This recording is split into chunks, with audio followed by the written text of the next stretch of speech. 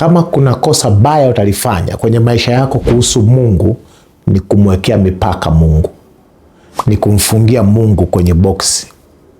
Siku ambapo Mungu alikutana na Musa, Musa alimuuliza swali, akamwambia, ninakwenda kuambia wana wa Israeli, aliyenituma anaitwa nani? Nataka kujua jina lako. Mungu akamwambia, waambie wana wa Israeli, mimi niko ambaye niko. Waambie mimi niko amenituma. Moja, mimi niko ambaye niko, maana yake ni kwamba nitakuwa vile nitakavyokuwa. Sikiliza, maana nyingine ni kwamba mimi niko kwa ajili yenu vile nitakavyokuwa.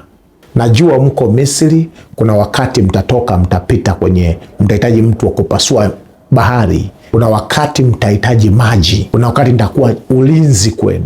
Kuna wakati nitakuwa faraja. Mnaenda jangwani, kuna wakati nitakuwa ndiye dereva wa safari yenu. Unaenda Kanani, kuna wakati nitakuwa ndiye kamanda wa majeshi ya mbinguni ambaye nitawafukuza watu wa eneo lile ili mpate kuirithi ile nchi. Kwenye maisha yako, kwako Mungu wewe umemfungia wapi? Je, kwako Mungu ni yule tu ambaye anakupa pumzi ya uhai? Lakini ikifika swala la hata mafanikio ya kiuchumi, kwako Mungu amekaa pembeni kabisa, hausiki. Moja ya sababu ya Yesu kujiita majina mengi, Yesu utasikia mimi ni maji ya uzima, mimi ni chakula. Yesu anasema mara mimi ni njia. Yesu anasema mimi ni jibu. Yesu anasema vitu vingi sana. Anakurudisha kwamba yeye ni yuko katika hali zote kwenye maisha yako. Ndio maana akawaambia wale Wayahudi Mafarisayo ya kwamba kabla Ibrahimu hajakuwako mimi niko. Kwa Mungu anajipambanua kwenye kila hali ambayo unapitia. Usije ukafanya kosa baya la kumwekea Mungu mipaka na kumfungia kwenye kaboksi fulani kauelewa. Mungu yuko nje ya uelewa wa kibinadamu.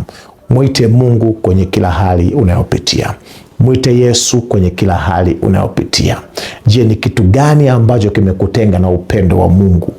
Je, ni njaa?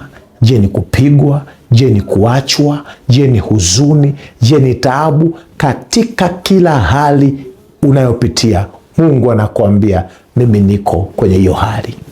Usimwache Mungu. Mwite katika haja yako, naye atakuitikia kwa jina la Yesu. Amen.